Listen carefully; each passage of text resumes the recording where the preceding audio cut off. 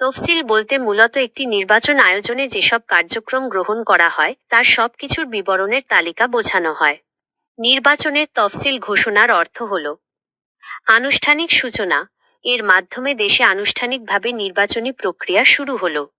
সময়সূচি নির্ধারণ, মনোনয়নপত্র দাখিল, বাছাই, প্রার্থিতা প্রত্যাহার এবং ভোট গ্রহণের তারিখ ও সময় নির্ধারিত হল। আচরণবিধি কার্যকর। তফসিল ঘোষণার দিন থেকেই দেশে নির্বাচনী আচরণবিধি কার্যকর হয়।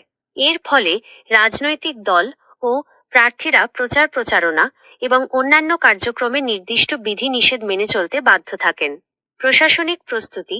নির্বাচন পরিচালনার জন্য প্রশাসন ও আইন শৃঙ্খলা রক্ষাকারী বাহিনী ইসির অধীনে চলে আসে এবং তাদের সকল কার্যক্রম নির্বাচন কমিশনের নির্দেশনায় পরিচালিত হয়। নির্বাচন পূর্ববর্তী সময়ে দেশ পরিচালনা, সরকার ও ইসির ভূমিকা। তফসিল ঘোষণার পর থেকে নির্বাচনের চূড়ান্ত ফল সরকারি গেজেটে প্রকাশ হওয়া পর্যন্ত দেশ পরিচালনার ক্ষেত্রে কিছু গুরুত্বপূর্ণ পরিবর্তন আসে। এই সময় দেশের শাসন প্রক্রিয়ায় নির্বাচন কমিশন, ইসি এবং আচরণবিধি একটি মুখ্য ভূমিকা পালন করে। নির্বাচন কমিশনের কর্তৃত্ব প্রতিষ্ঠা। সর্বময় ক্ষমতা। তফসিল ঘোষণার পর একটি স্বাধীন ও নিরপেক্ষ সংস্থা হিসেবে নির্বাচন কমিশনের কর্তৃত্ব প্রতিষ্ঠিত হয়। প্রশাসনিক নিয়ন্ত্রণ। নির্বাচনের সঙ্গে সংশ্লিষ্ট সকল নির্বাহী কর্তৃপক্ষ, আইন শৃঙ্খলা রক্ষাকারী বাহিনী ও প্রশাসনিক কাঠামো নির্বাচনকালীন সময় ইসির নির্দেশ মেনে চলে। সুষ্ঠু নির্বাচন নিশ্চিত করতে ইসি যে কোনো ব্যক্তি বা কর্তৃপক্ষকে প্রয়োজনীয় নির্দেশ দিতে পারে। বদলি ও পদোন্নতি। নির্বাচনী কাজের সুবিধার্থে ইসি প্রশাসনিক রদবদল, বদলি বা পদোন্নতির ওপর নিয়ন্ত্রণ আরোপ করে। সরকারের উচ্চপদস্থ কর্মকর্তাদের বদলি বা পদোন্নতির জন্য ইসির অনুমতি নিতে হয়। দৈনন্দিন কাজ। বিদ্যমান সরকারের ভূমিকা। যদিও ইসি প্রশাসনিক নিয়ন্ত্রণ নেয়, তবে দেশের দৈনন্দিন স্বাভাবিক কাজকর্ম পরিচালনা করার দায়িত্ব বর্তমান ক্ষমতাসীন সরকারের উপরই ন্যস্ত থাকে। তবে এই সময় সরকার কিছু গুরুত্বপূর্ণ সীমাবদ্ধতার মধ্যে কাজ করে। নীতিগত সিদ্ধান্ত ও নতুন প্রকল্প স্থগিত।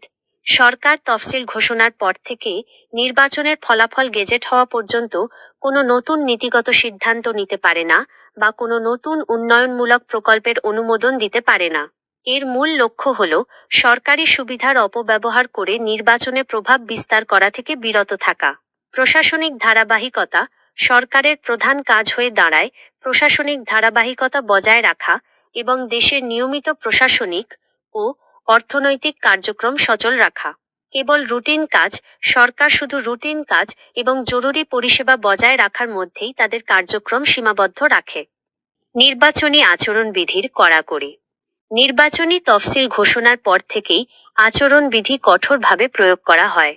এর ফলে রাজনৈতিক দলগুলোর সভা সমাবেশ, প্রচার প্রচারণা, সরকারি সুযোগ সুবিধা ব্যবহার, এমনকি নির্বাচনী পোস্টার লাগানো পর্যন্ত সুনির্দিষ্ট বিধিনিষেধের আওতায় চলে আসে।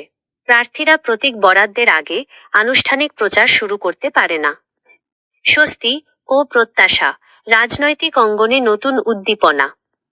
তফসিল ঘোষণার পর দেশের রাজনৈতিক অঙ্গনে দীর্ঘদিনের অনিশ্চয়তা ও সংশয়ের অবসান ঘটেছে। এই ঘোষণাকে কেন্দ্র করে সাধারণ মানুষ ও রাজনৈতিক দলগুলোর মাঝে এক ধরনের স্বস্তি ও উদ্দীপনা ফিরে এসেছে। বিভিন্ন রাজনৈতিক দল এখন আনুষ্ঠানিকভাবে তাদের নির্বাচনী প্রস্তুতি ও কৌশল চূড়ান্ত করতে ব্যস্ত। এই সময় দেশের গণতন্ত্রপ্রেমী মানুষ শান্তিপূর্ণ, অংশগ্রহণমূলক ও গ্রহণযোগ্য একটি নির্বাচনের প্রত্যাশায় রয়েছে, যা বাংলাদেশের ভবিষ্যতের জন্য এক নতুন দিক নির্দেশনা দেবে।